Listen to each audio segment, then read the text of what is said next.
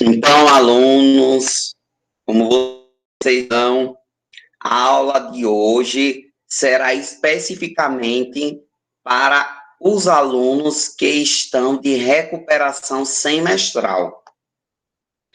O capítulo do livro que eu escolhi para nós trabalharmos nessa recuperação foi a reprodução dos invertebrados e dos vertebrados, que está especificamente no capítulo 5 do livro de vocês. Esse capítulo foi referente aos conteúdos da segunda unidade, visto que a recuperação semestral seria com todos os conteúdos do semestre. Mas eu apenas escolhi esse capítulo, que vai trabalhar sobre a reprodução de todos os invertebrados e os vertebrados. Nós iniciaremos a trabalhar agora os animais invertebrados. Começar no grupo dos poríferos. Os poríferos são animais que possuem poros no corpo. Aí está o exemplo de poríferos. O principal animal desse grupo são as esponjas do mar. Aí outro exemplo de esponja do mar, outras esponjas do mar com espécies diferentes, mais uma esponja do mar. E as esponjas do mar, elas se reproduzem de forma sexuada e assexuada.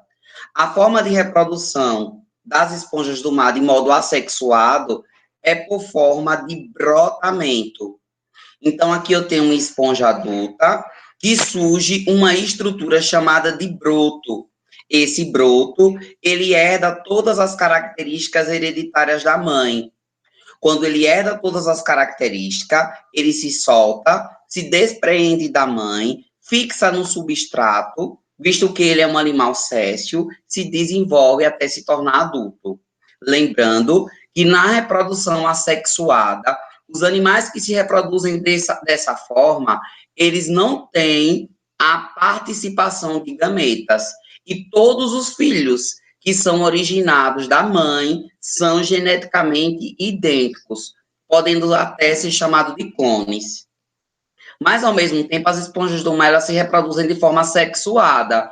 Quando elas reproduzem de forma sexuada, elas é uma reprodução onde existe uma forma larval. E a forma larval, ela é livre e natante. Como é que funciona? Eu tenho uma esponja do mar masculina, que libera esse espermatozoide, tem uma esponja do mar adulta feminina, que libera o óvulo, o espermatozoide vai de encontro ao óvulo. A partir do momento que ocorre o processo de fecundação, se é liberada uma larva, essa larva ela é natante, quando ela se desenvolve, passa pelo processo de metamorfose e quando ela se desenvolveu, ela se fixa no substrato, se torna adulta e o ciclo começa novamente. Aí tá mais exemplos de esponjas do mar, outro exemplo, mais exemplos.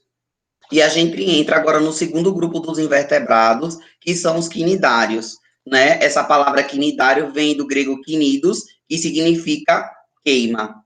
Os quinidários, eles são divididos em dois grupos, os grupos dos pólipos e o grupo da medusa. O que vai diferenciar esse grupo é justamente a posição da boca e o formato do corpo. Os pólipos, a boca ela fica na parte de cima, as medusas, ela ficam na parte de baixo, a boca do corpo do animal. Outra diferença é que o corpo dos pólipos, ele tem um corpo cilíndrico, já o corpo das medusas, ele tem um corpo côncavo, parecido com um formato de um guarda-chuva. Esses animais, eles se reproduzem de forma assexuada também, por brotamento, e é semelhante à reprodução lá que a gente viu dos poríferos. O animal adulto, surge um broto, esse broto herda todas as características hereditárias da mãe, ele se solta, quando ele se despreende da mãe, ele se fixa no substrato, se desenvolve e o animal se torna adulto. Ao mesmo tempo, esses animais, eles também podem se reproduzir de forma sexuada. Quando eles se reproduzem de forma sexuada, a fecundação ocorre fora do corpo do animal. O que a gente diz que a fecundação ela ocorreu de forma externa, mas ao mesmo tempo, esses indivíduos, eles podem se reproduzir de forma monóica ou dioica. Quando o macho, ele libera o espermatozoide na água, esse espermatozoide vai nadando até de encontro ao óvulo que está na água-viva feminina. A fecundação ocorre, a célula ovo se forma, ela se desenvolve e dá origem a uma larva. O nome da larva das águas-vivas são chamadas de plânula. Essa plânula, ela se desenvolve e dá origem a uma estrutura chamada de cifístoma, que se fixa em um determinado substrato. Esse cifístoma, ele se desenvolve e dá origem a esta estrutura aqui, que é formada por várias éfiras. Cada éfira dessa, cada estruturazinha dessa aqui, vai dar origem a uma nova água-viva diferente, através de um processo que a gente chama de estrobilização. Aqui está mostrando para vocês, né, um animal se reproduzindo por brotamento. E aqui, por reprodução sexuada. Aqui está dando exemplo para vocês de vários quinidários, mais quinidários, anêmonas do mar, água-vivas, anêmonas do mar. E a gente entra agora no terceiro grupo dos invertebrados, que é o grupo dos platelmintos. Os platelmintos têm como principal animal as tenhas, e tem como característica principal ter um corpo achatado. No grupo dos invertebrados, nós temos dois grupos de vermes, que é o grupo dos platelmintos e o grupo dos nematelmintos. Aqui tem outro animal também no grupo dos platelmintos, que seria a planária. Nós temos mais exemplos de platelmintos, e está mostrando aí nessa imagem de que forma é que os platelmintos podem se reproduzir. Então, eles se reproduzem de forma sexuada. Alguns animais são hermafroditas, mas, ao mesmo tempo, eles não realizam autofecundação, ou seja, o animal não fecunda ele mesmo. Eles realizam uma postura chamada de acasalamento, onde o gameta masculino desse se une ao feminino desse e vice-versa. Dá origem a uma cápsula e que dessa cápsula se desenvolvem as planárias jovens.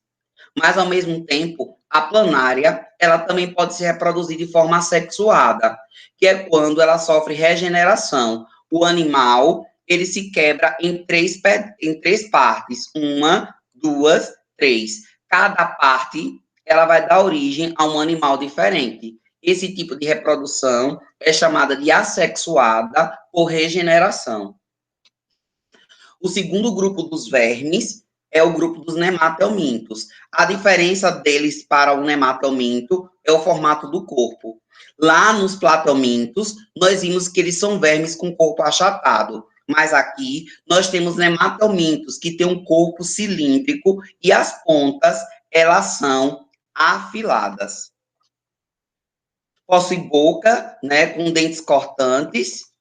Veja que tem uma diferença, um dimorfismo sexual. A gente consegue diferenciar o macho e a fêmea pelo formato do corpo, né? A fêmea é bem maior que o macho. E aí está mostrando, né, como é que ocorre o ciclo evolutivo de um dos tipos dos nematelmintos. Nesse caso, o Ascaris lumbricoides, né, conhecido como a lombriga. Então, o ser humano, ele libera os ovos através das fezes. Essas fezes, elas contaminam o solo. Nesse solo pode ter alguma plantação, que vai ter lá alguns vegetais, né, com alimentos, ou até mesmo aquele solo contaminado pode levar aquelas fezes para um determinado local, onde uma pessoa pode ingerir aquela água. Quando a pessoa ingere os ovos, né, desse verme, é liberada uma lava chamada de lava rabditoide no intestino delgado. E esse verme, ele vai se instalar ou no fígado, ou no coração, ou no estômago, ou no esôfago, ou nos pulmões do infectado. E assim o ciclo começa novamente. A pessoa infectada, quando ela defecar, ela vai eliminar os ovos nas fezes. Ou seja, como nós adquirimos a ascaridíase? Nós adquirimos a partir da ingestão de água ou alimento contaminado pelos vermes. Por isso a importância da higienização dos alimentos, como também a utilização de água filtrada, fervida ou mineral. O exemplo aí da lombriga, mais exemplos da lombriga. Aqui está a imagem, né, microscópica dos ovos, de uma lombriga, dos ovos de uma Ascaris lumbricoides. O outro grupo de invertebrados que nós vamos estudar agora são os moluscos, né? Os moluscos têm como principal característica corporal o corpo mole. E ele se divide em 3 grupos, né? O grupo dos gastrópodes, o grupo dos bivalves e o grupo dos cefalópodes. Com relação ao grupo dos gastrópodes, a gente tem como principal representante desse grupo as lesmas e os caracóis. Eles são encontrados tanto no ambiente aquático como no ambiente terrestre. Alguns animais possuem concha única em forma de espiral, ou outros não possuem a concha. O pé desses animais, que é essa parte aqui inferior, ele é bem desenvolvido. Esses animais possuem também nessa região aqui uma estrutura chamada de rádula, que serve para raspar o alimento do chão. Os animais desse grupo que são aquáticos, eles respiram por brânquias, e os animais desse grupo que são terrestres, eles respiram por pulmões.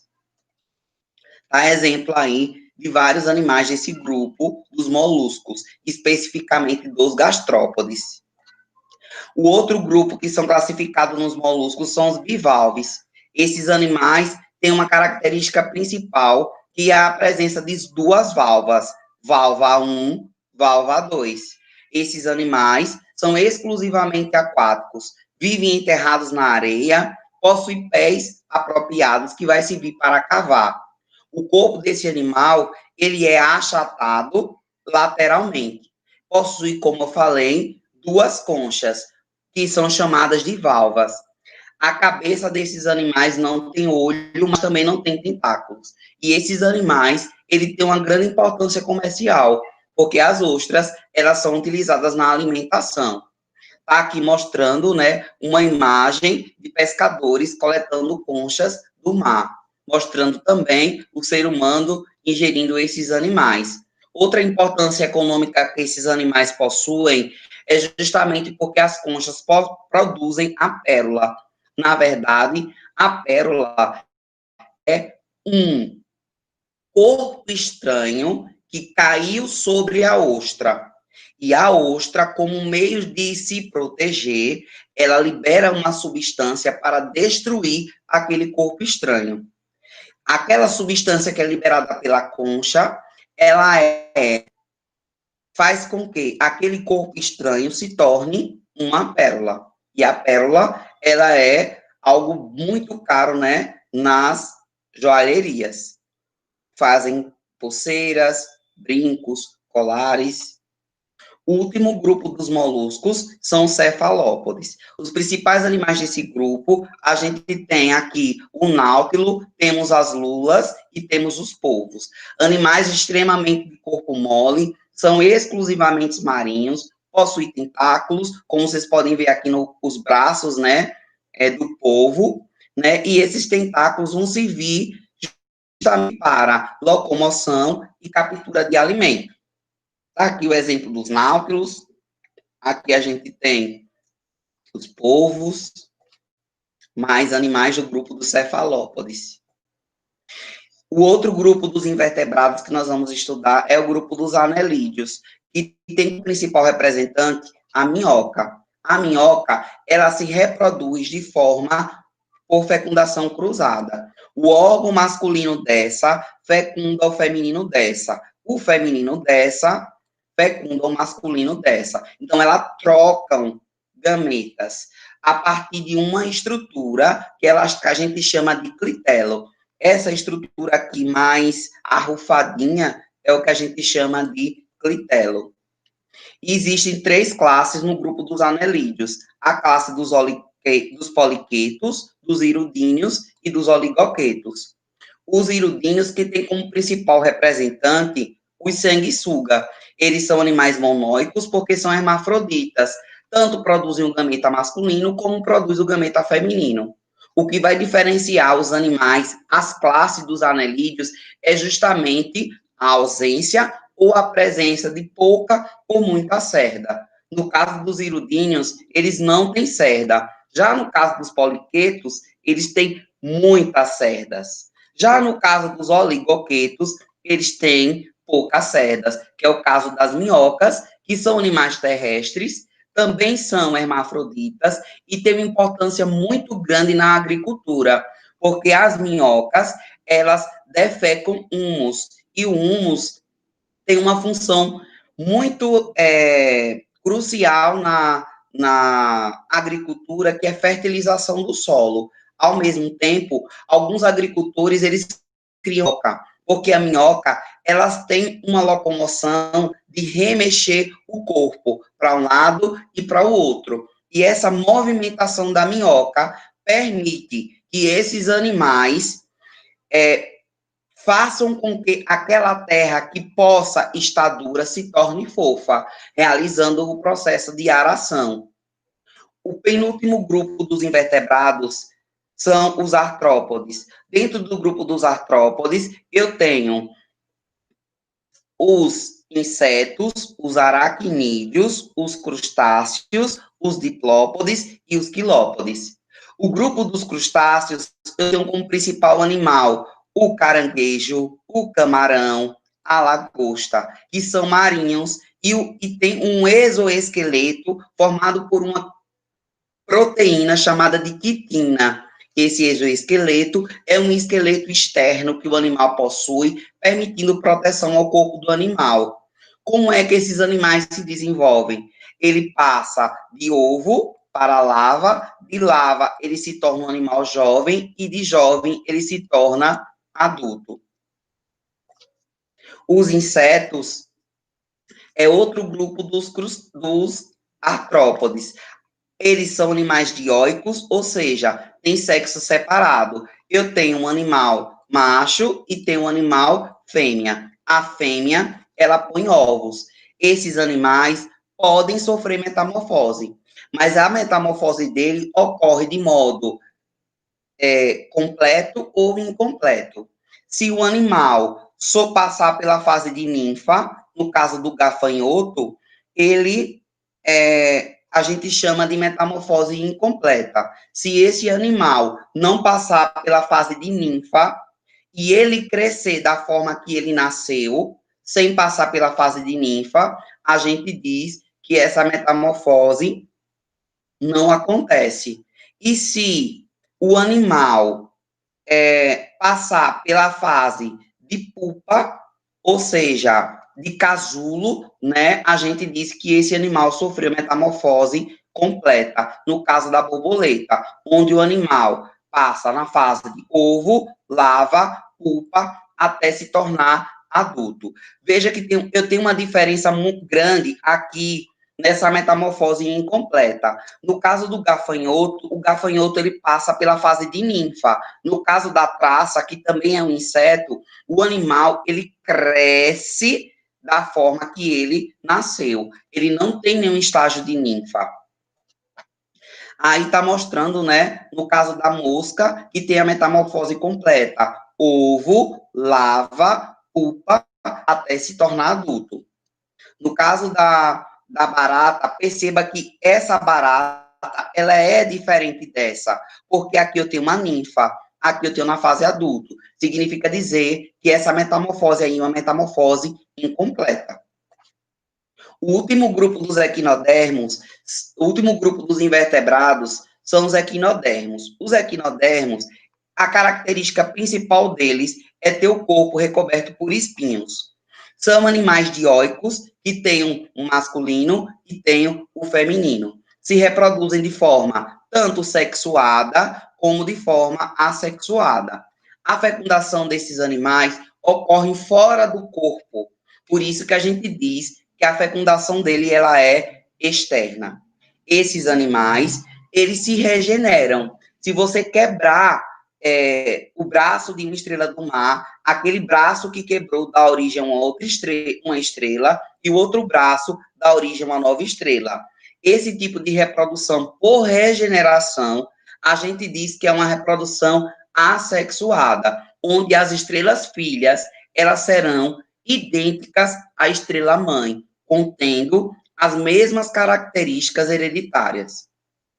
Aqui está mostrando para vocês que as estrelas do mar, ela também pode se reproduzir de forma sexuada, ou seja, a fêmea libera o óvulo, o macho libera o espermatozoide, ocorre a fecundação fora do corpo do animal, dá origem ao ovo, o ovo ele se desenvolve, forma uma lava, essa lava se desenvolve, se torna jovem, até se desenvolver e ficar adulta. Aqui eu tenho exemplos, né, de animais equinodermos, invertebrados, como a estrela serpente do mar, o lírio do mar, pepino do mar, bolacha do mar. Esses animais que têm a palavra composta do mar, a maioria deles são do grupo dos equinodermos. Lembrando que a característica principal é ter espinhos no corpo. Entramos agora para analisarmos como é que os peixes se reproduzem. O peixe é o primeiro grupo dos vertebrados que nós iremos estudar. Os peixes, eles são ovíparos, porque nascem de ovos, mas também tem peixes vivíparos e também tem peixes ovovivíparos. Os peixes ovíparos são aqueles peixes que se desenvolvem dentro de um ovo fora do corpo da mãe.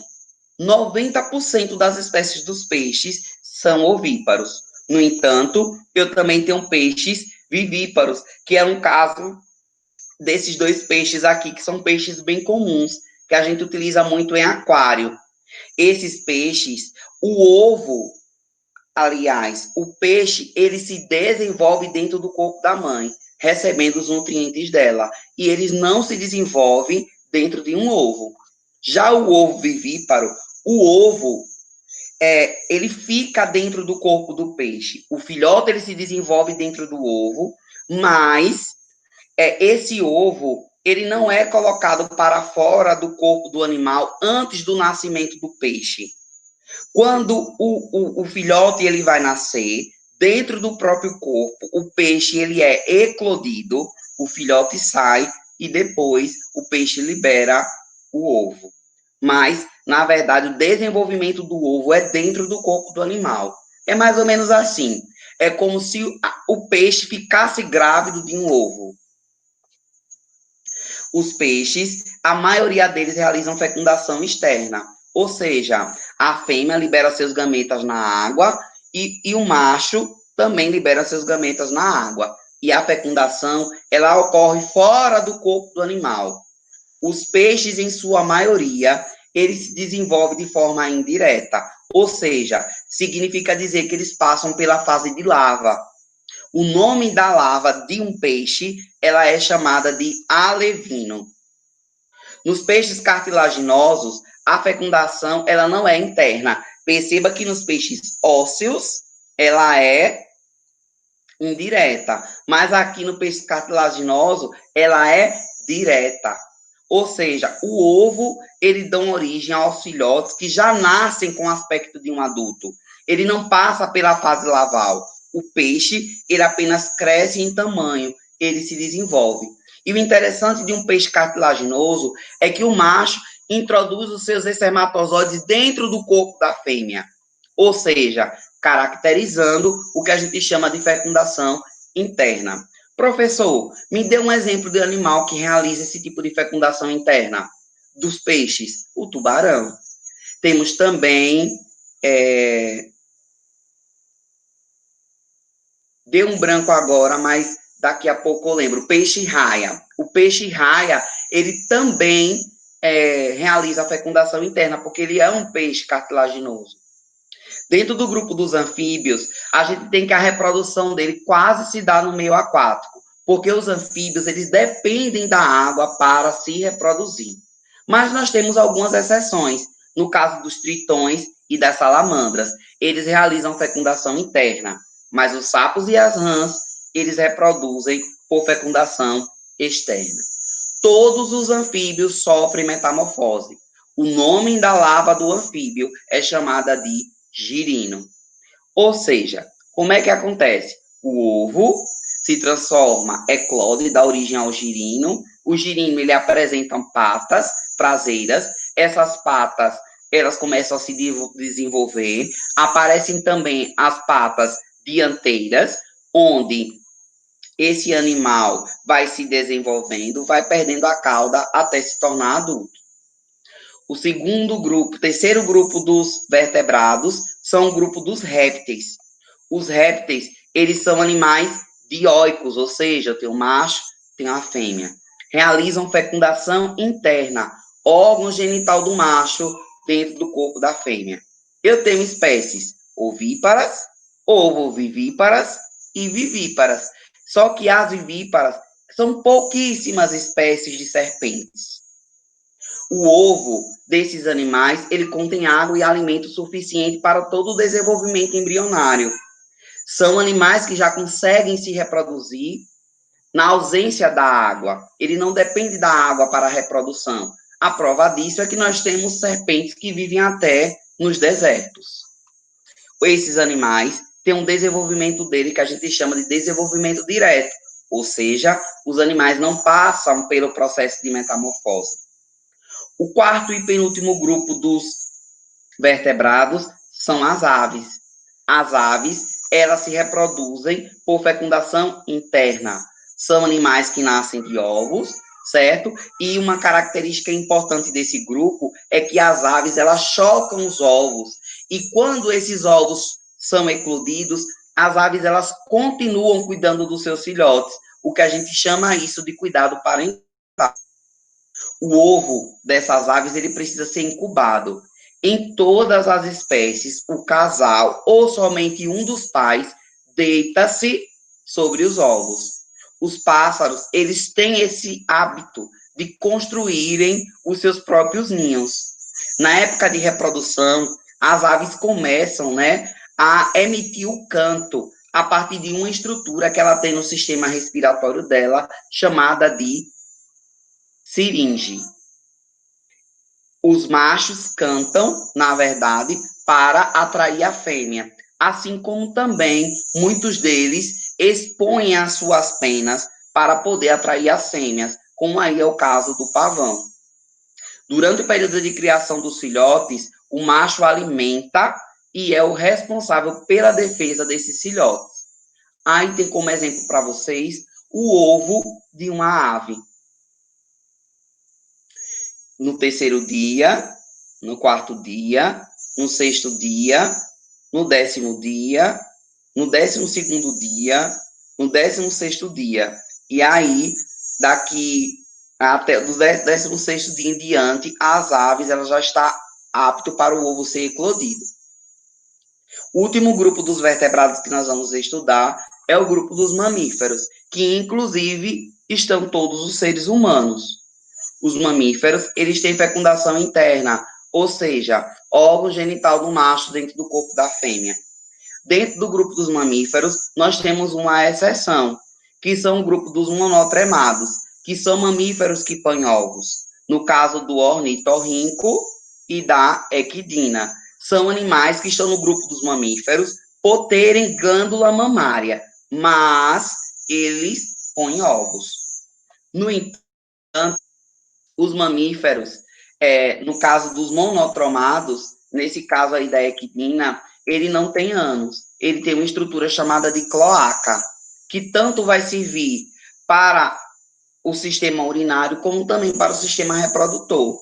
Tá aí a imagem da equidna, mas a maioria dos mamíferos, eles são vivíparos, ou seja, são animais que nascem da placenta. Dentro desse grupo dos vivíparos, eu tenho os indivíduos que são chamados de marsupial. A cuíca, a coala, o gambá, o canguru, são animais que têm uma estrutura chamada de marsúpio. Na verdade, é uma bolsa ventral, uma bolsa que fica na frente do corpo do animal, como está mostrando aqui na frente, onde dentro dessa bolsa tem as glândulas mamárias. Para que serve essa bolsa? O animal, ele se desenvolve até um determinado tempo no útero da mãe. Depois, ele sai do útero da mãe, migra para essa bolsa para terminar o seu desenvolvimento. E dentro dessa bolsa tem as glândulas mamárias, que vai servir para alimentar o filhote. Aí está o animal, né, a koala. Dentro do grupo dos mamíferos, nós temos os placentários. Os placentários é aquele animal que vai desenvolver os seus filhotes no útero materno. No nosso caso, por exemplo, do ser humano, né? Nós temos fecundação interna, órgão genital do macho dentro do corpo da mãe.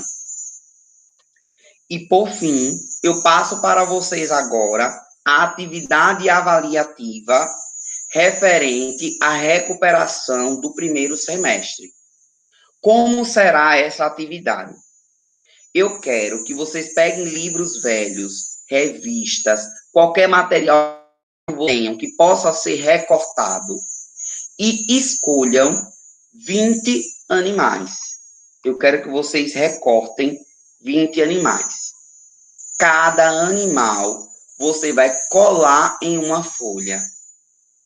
E nessa folha, cada animal que você escolher, você vai ter que colocar todas essas informações. Eu coloquei para vocês um exemplo de como seria. Imaginemos que vocês encontraram a imagem de uma minhoca. Eu quero que vocês me digam qual é o nome do animal. Eu coloquei aqui minhoca. Eu quero que vocês pesquisem qual é o nome científico desse animal. O nome científico da minhoca é Lumbricus terrestris. Eu quero que você me diga como é que essa minhoca se reproduz, se é de forma sexuada ou assexuada, como é que ocorre a fecundação da minhoca, se ela é interna ou se ela é externa, como é que ocorre o desenvolvimento desse animal, se ele é direto ou se ele é indireto, e eu quero que você me diga se ele é um animal monóico ou ele é um animal dioico. Todos os 20 animais, cada animal, você vai me dizer essas 6 informações. Essa atividade, ela vale 10 pontos. Quando vocês concluírem essa atividade, vocês enviarão a foto das páginas no privado do meu WhatsApp. Podem fazer isso em uma folha de papel ofício. Certo? Guardem essa atividade, porque caso a gente necessite comprovar essa atividade no papel físico, essa atividade precisa estar com vocês. No entanto, para eu avaliar, apenas precisa enviar a foto. Uma página de uma folha de ofício, vocês podem colocar 3 ou 4 animais. Isso vai depender muito do tamanho da imagem. Essa aula de recuperação, ela está acontecendo hoje, dia 27 de outubro. Vocês têm até o dia 30, até sexta-feira, 18 horas, para me entregar essa atividade pronta, no valor de 10 pontos. O aluno que assistiu essa aula e não fez a atividade, infelizmente, não terá como a gente poder avaliar. Infelizmente, o aluno vai ficar com 0. Então, conto com seu compromisso, fico no aguardo. Qualquer dúvida com relação à atividade ou com relação ao conteúdo dessa aula, pode me procurar no meu WhatsApp no privado, que eu estarei à disposição de vocês. Eu concluo aqui a minha aula. Agradeço a você pela atenção. Muito obrigado. Fique em casa e deixe que a escola vá até você. Tchau, tchau.